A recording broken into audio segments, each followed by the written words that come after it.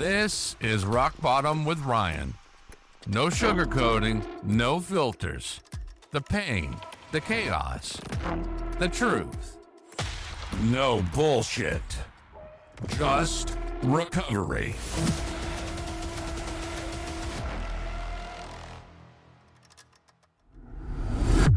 In this episode, I talk with Debbie, a woman whose positivity and passion for life light up every room she walks into.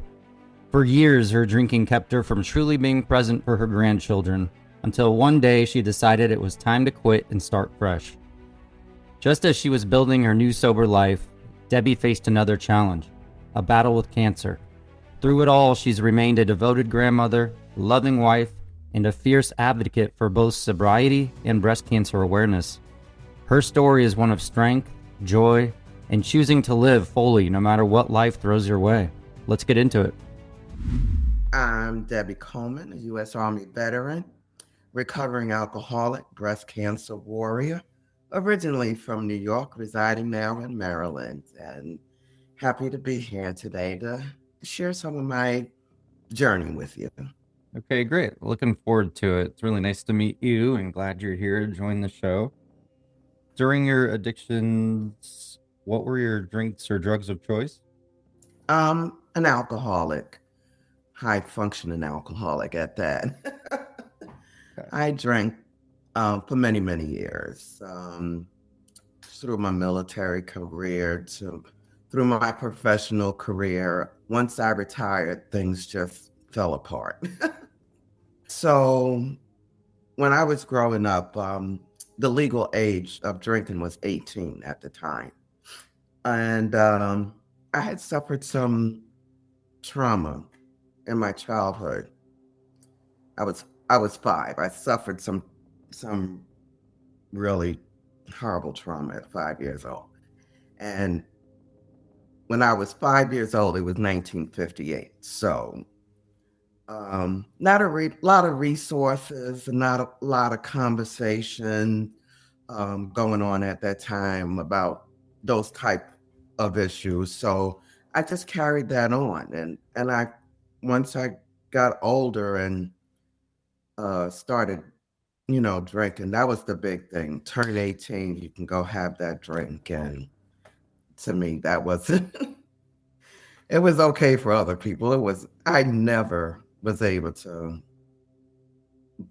just drink and be social. It's like I just had to keep it going until it was nothing left, and Take it to another level. I was always on another level with my drinking, but somehow I managed to control it. I never got in trouble with the military, even though there were instances like running over people at a company picnic and things that had driving, and you're driving and all of a sudden the car jerks and you realize you was driving half on the sidewalk and half on the street. Those type of stories. But I found once I retired, I had too much time on my hands, too much. And I just fell into a spiral that I could not get myself out of. And to make matters worse, I was living like I was Beyonce, ran up all this unbelievable debt that I'm still working and making arrangements to try to. It's a mess. It's absolutely a mess. But I gotten to the point where I had it. I just couldn't. I would go and drink till I passed out, or wait for my husband to go to sleep, and so I can go and keep on keeping on. And I mean, hide liquor bottles. And I mean, who hides a liquor bottle in their grandson's backpack? Come on now. Come on. Really, it was bad. And I would ask God, please, I can't do this anymore. Just take me away from it. And he was taking too long. So I decided, well, I'm going to do this myself, and everybody's going to be fine. After I leave here, I won't have to deal with this. But that, as you can see, that plan didn't work either. So I had to face the music. I was not going to get better until something happened. And, my liver was shot. I was borderline stage 4 liver disease.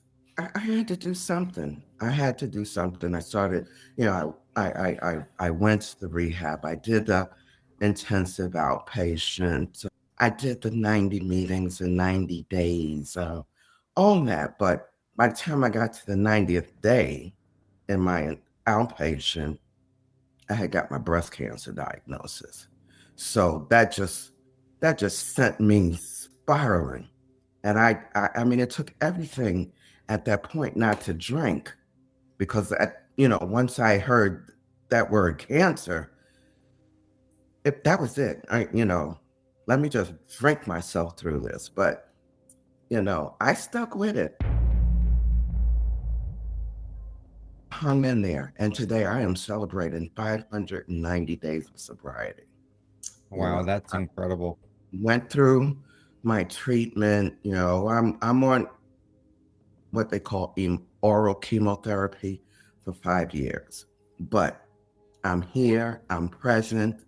I tried to do YouTube, but my skills weren't that great at that point. So I went to TikTok, something a little easier for me to navigate, and just started recovering out loud, because I knew I needed more. The steps at that time, how it was presented to me, um, was fine. I was willing to work the steps, but I was dealing with a more serious situation at that time, and that was my breast cancer. And I was starting to feel like I was being pressured, to work those steps, but my mind wasn't there because I was dealing with something else. And it's just like I couldn't get that person to understand that, it's not that I don't want to do this, it's just that I'm not mentally in a space where I can do this right now. So I put that on the back burner, and I just find that I have been progressing right along. Not saying I will never do it, but I have put tools in place that I can make it 24 hours at a time, because And how that's are how I live my life. and how are you doing that 24 hours at a time without uh, working the program like a lot of people do and having cancer? I'm sure that really is occupying your mind all day. How are you going through 24 hours without working a program? Or how are you working your own program? Okay, well, I do my TikTok every day. That helps. I still go to meetings. I don't go every day. I do things with my church. I have a online business, Strength and Serenity Designs, where I design, mugs and T-shirts for people, dealing with breast cancer, and for the sobriety community. So that keeps me busy making these different designs and stuff, and reaching out to people who need help. I'm just here. I just try to make myself available for those who might just need that extra word to help them get through that day. And I make that my ministry. That's My TikTok is my ministry. That's very And admirable. I enjoy doing it. And I've had people tell me that I help them recover. So, as long as I'm doing that, I'm fine. Do you feel like you're reaching out to not only people in recovery, but people going through the difficulties of cancer as well? Oh yes, yes, absolutely. As a matter of fact, today I just buried we just buried a church member 2 weeks ago. Young, just 53 years old. And I'm taking her kids to the trampoline park today with my grandson, and I'm available to people who just need to somebody to talk to. I'm no expert, and I don't even have 2 years yet in recovery, but I have life experiences, and I want to share those with people. If I could just help one person, because it was such a struggle, you know. I was an alcoholic for 50 years, you know. The only That's time I wasn't drinking was during pregnancy, and that was for my second and third child. My first child, I'm just grateful that she she came out with all tens, because it wasn't even that conversation going on, and I had her in 1977. So right after that, that's when the Surgeon General came out with all these announcements. Well, hey, buddy, you're about 9, 10 months too late for me. So, Mhm. but yeah, those were the only time, unless I was sick or in the hospital having my appendix out or something like that. But as soon as I was able and well enough, to the liquor store I went. I had my appendix removed 2 weeks ago, actually. So Oh my goodness. woke up with a stomach ache and it was unbearable and went to the I hospital. And next thing you know, I'm in surgery. So, Yeah, it was terrible. I mean, mine ruptured, so I ended up in intensive care for 2 weeks. oh, wow. So yeah, I almost died. Yeah, Oh, I'm really. sorry. Gosh. Yeah, they But told me they need to get me in surgery before that could happen. And I can only yeah, imagine the pain there. oh my goodness. And I had gone around for a couple of weeks, kept telling people, oh, my stomach is hurting, my stomach is hurting, still Yeah. drinking. Still Yeah. drinking instead of going to the hospital until one day I just couldn't Yeah. do anything. The I could only ambulance imagine nearly if got I were drinking when this happened. Thankfully, I've been sober when this happened, but right, I right, was so right, negligent right. of things when I was drinking. So, Yes. kind of going back into when you were in the midst of, say, the worst days of your drinking, can you kind of describe a 24-hour period of what it was like when you were drinking, waking up, going throughout your day, going to the liquor Yeah. store? Kind of describe And that. not miserable. I would wake up and I definitely would be miserable. All I had to do was walk in the liquor store. I didn't even have to talk. They knew what to get. Everything was right there for me. It was terrible. And I was programmed with my drinking, when I was in my functioning stage, when I had responsibilities, um, a certain time, 5 o'clock, 5:05, you know, you're gonna get that drink. But after I retired, there wasn't really a need for me to wait till 5:05. So then it became 4 o'clock. Then it became 3 o'clock. And then it was just, okay, just let me get a little swig to take the edge off, because it's not even 12 o'clock yet. So I really can't be doing any serious drinking before noon. Then it was, oh, it's noon somewhere. Just unbelievable. Unbelievable. I was bad. I needed the alcohol. That's how bad it was. I was totally dependent on it. If I didn't have something, it just seemed like I couldn't think clearly. I needed something. And at my worst, I was drinking straight from the bottle. It was to the point, we don't need any glasses. We don't need any ice. We don't need none of that stuff. Just pop the cap and pop it up and we're good now. Okay. Unbelievable. Unbelievable. Addiction it's just, to me, it's like the devil. I mean, it's hard. It haunts you. You How, know, yes, it does haunt you. It just takes over before your eyes and you don't even realize it when you're in the midst of it. absolutely, absolutely. So in the middle of like the darkest parts Did you go through like wake up and go through withdrawals and just drink to get the withdrawals away? Was it one of those Yeah, things or just to get the the anxiety, the shakiness off. Yeah. That's where I was. I had to. I don't think I could have gone 24 hours without a drink at that point. You know, I was I was terrible.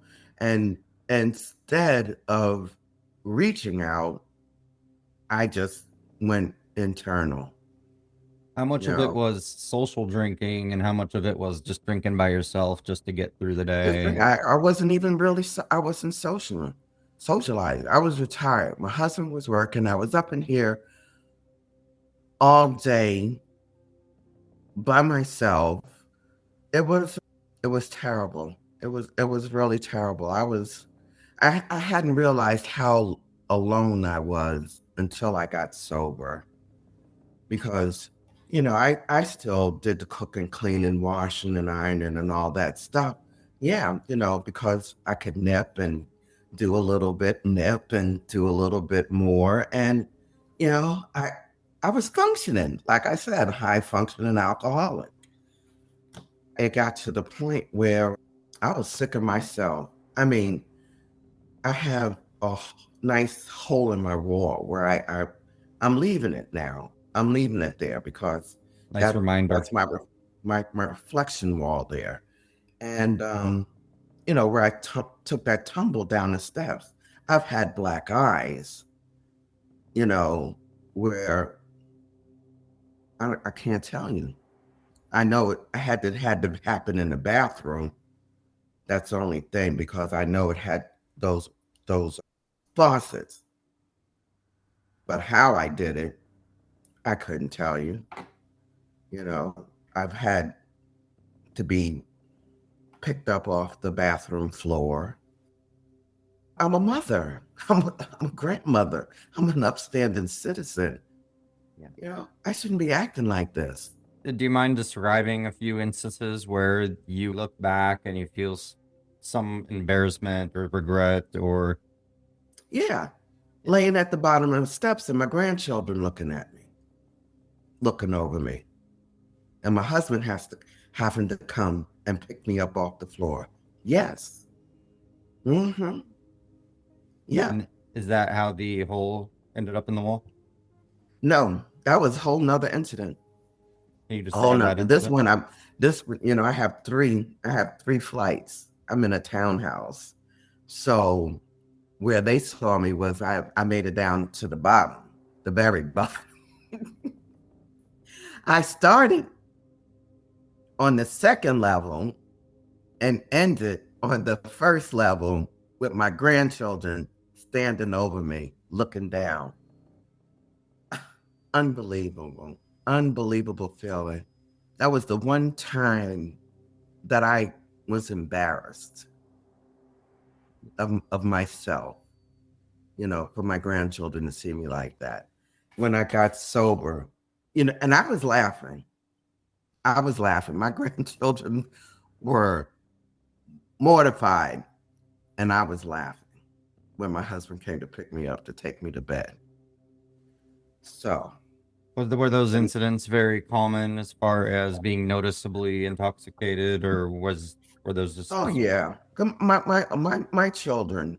I have three daughters, three adult daughters. My youngest is 35, and they used to tell me, ask mom, come on now, mom. It was always mom. But they worried, right? And I know my oldest, worried because she's in her 40s, so she has a little more life experience. She really was concerned about my drinking, and I think she's probably the happiest of all of them that I got sober. all our relatives and loved ones, they do appreciate it, and it just makes our relationships that much better when we get sober. Yes, yes. And I talked to my daughters, because there were some things that I needed to let them know that, although I wasn't present a lot of the times. A lot of the things my husband did, they took a lot of their energy and protecting me from the outside world because I don't think anybody really knew how much of a problem I had. Family or nothing. Everything was, they kept in the bubble. And a lot of things that I should have been doing for my daughters since I had girls, my husband did, like taking them to get their bras and things like that because I couldn't. The thought of having to do all that and be in malls and with all the people and stuff, I couldn't handle that. And I let them know that, you know, I mean, basically, just apologize for not being present like I should have been. I did things like one of my youngest, she played softball, soccer things. I did make it to games and practice and things, but you know what? There was always a sip involved. And Yeah. Still weren't you fully know, present during those. right, right. And now with my grandson, I'm there for everything and enjoying. And this is like last year when when I got sober and just started looking around and realizing how beautiful nature is and how green. I didn't even see how green the leaves and grass was. It's like seeing things for the first time in real time. It's been a journey. It has been a journey. And I am proud of myself. And I'm there for anybody that is on this journey and want to come out on the other side because I'm rooting for everybody. I'm rooting for myself. I pray for myself. I pray for everyone. And not only people that have addictions from substance abuse, but any of those other addictions out there that you might have, whether it's porn or uh, gambling or whatever. Addiction, you know, is a bitch.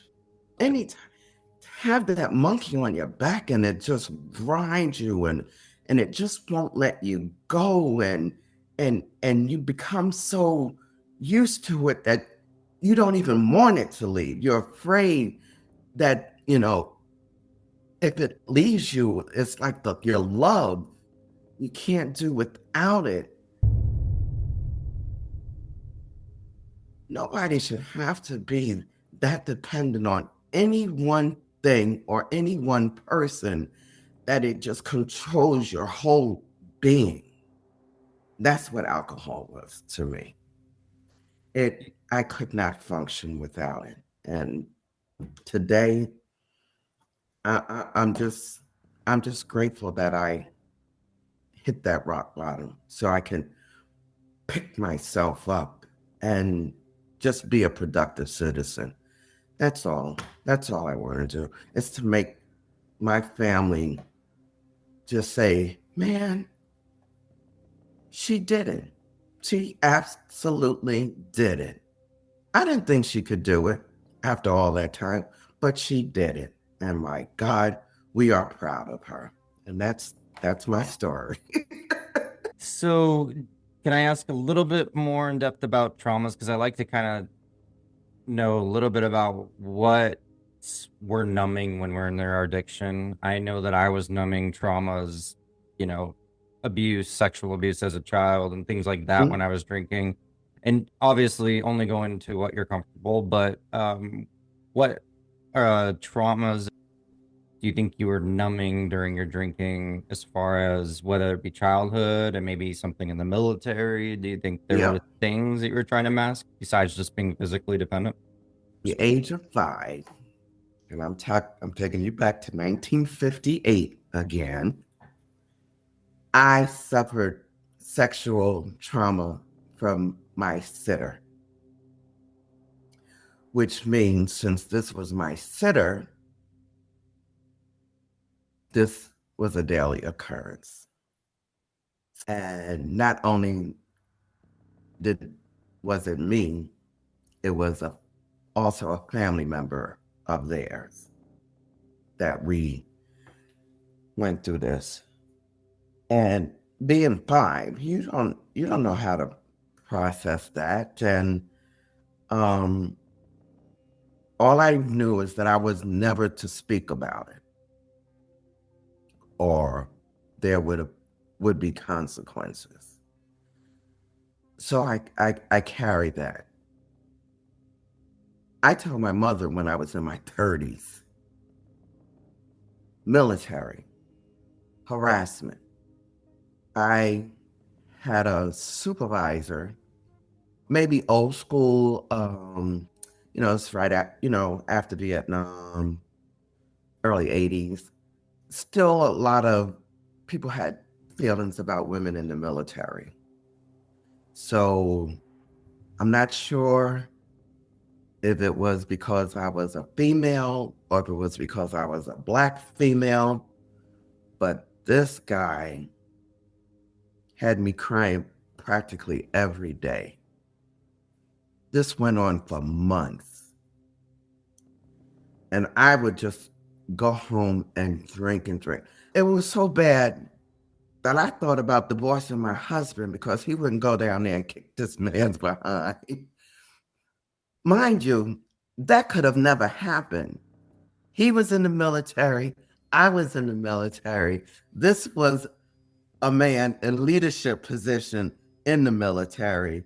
Our careers would have been definitely ruined, you know. So that never was going to happen.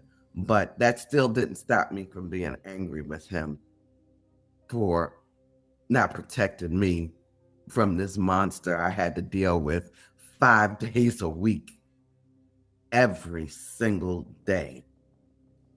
And the drinking just went on from there until an angel came and saved me from this man.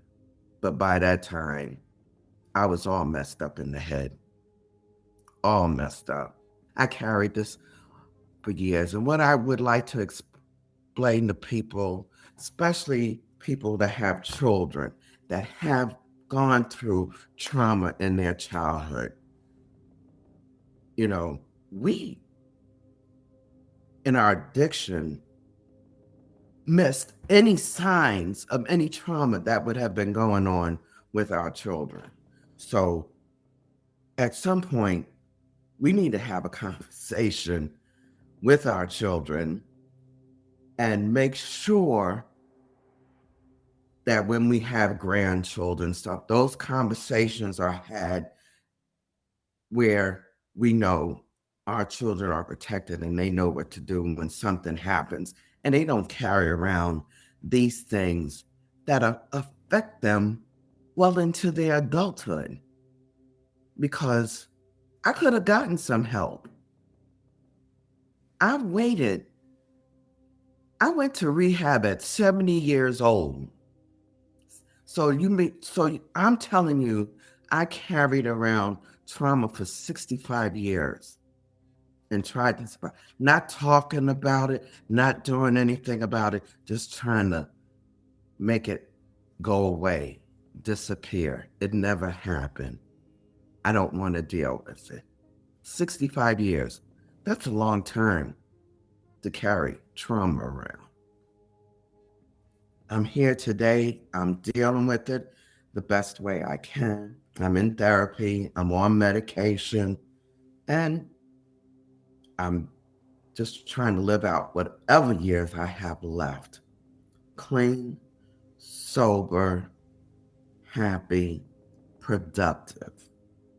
That's all.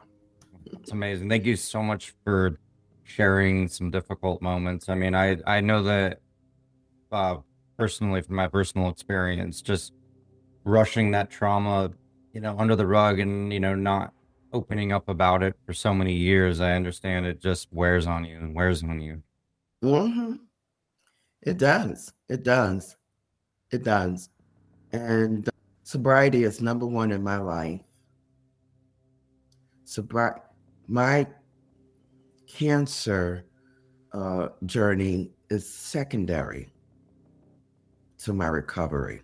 I put nothing except God before my recovery. If it's going to affect that,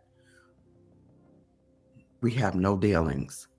How is spirituality playing a role in your sobriety? Oh yeah, yes. That's what's helped me. I had to go there in order to get here because I don't think I would have been successful if I hadn't um, taken that spiritual route along with my road to recovery. It wouldn't have worked because there's so much going on in the world globally that could affect someone's psyche and cause them to just fall off the wagon. You know, I get anxiety when I go shopping with the prices and stuff. So I have to use, when I step out my house, I have to put my tools, all the tools. I got to put them in my pockets, in my bra, whatever. I can't leave home without it because you turn on the news or anything, you, you can lose it just like that. It could be gone. It could be that one thing that triggered. And I've come close. I have come close to saying the hell with it and go right over there and lose it all. But I try to stay in that spiritual mode. And so far, so good. I don't know what tomorrow is going to bring, but today I'm working the best I can. What advice would you give to somebody who's listening and is struggling right now and wanting to quit and they need the motivation to quit? Somebody like you could be an inspiration to them, not only going through addiction and winning the battle right now, but also battling cancer at the same time, which is so incredible. What advice would you give to somebody who is in the midst of trying to quit right now? Just take that first step. You got to take that first step. If you take that first step, you can take a second step. Then you can take another step. And then sometimes you might go back to step two, but that's okay. I've talked to people who had to do it plenty of times. I'm just saying, just don't give up. Don't give in. I just turned 72 years old on Saturday. I live my life one day at a time. When I went to rehab, I did not believe that I could survive without drinking. And I did. I'm here 590 days later. You can do it. And find the things that work for you. Everybody's got their opinion. Go investigate for yourself. Take what works for you out of that program. Go over here, see what they're doing there. Take what you can use from there. Take until you find all the things that work for you. Because what works for you might not work for the next guy. But don't discourage them. Don't discourage them from trying because they're on a journey. And when you're on a journey, you're looking to see what works. So find what works for you. And don't focus on the past. You can't do that. All those things you did them. Okay, you did them. You was out loud and proud doing it then. So take some time, be out loud, proud, doing it another way. And that's the only advice I can give you. Find what works for you. I try to just encourage people, I try to do all the things that was never done for me. I was an only child, and I think I walked this path alone. You know, my mom, she had her own cross to bear. You understand? I spent a lot of time out there in the wilderness, so to speak. And it's like I'm here now and I'm trying to build a legacy, you know, with my children and my grandchildren. And now I have a great granddaughter. So it's like I'm trying to build a legacy from scratch because, you know, it's not like I got, you know, biological brothers and sisters and things of that nature. My mom's family is, I don't know. My dad's family, who knows? He left when I was like around 2 years old. So I'm trying to build a legacy, something that a couple of generations down the road can say, hey, yeah, we had our great, great, great grandmother, you know, was a alcoholic and went through some trials and tribulations, but she came out on the other side, you know, and she had a family and, you know, kids grew up to be productive citizens, grandchildren are graduating colleges and stuff. And, you know, that's when they talk about Debbie, that's what I want them to talk about. Not all that foolishness that I was doing in the past. This is how I want to be remembered. Happy, sober, and free. Rock Bottom with Ryan. No bullshit, just recovery.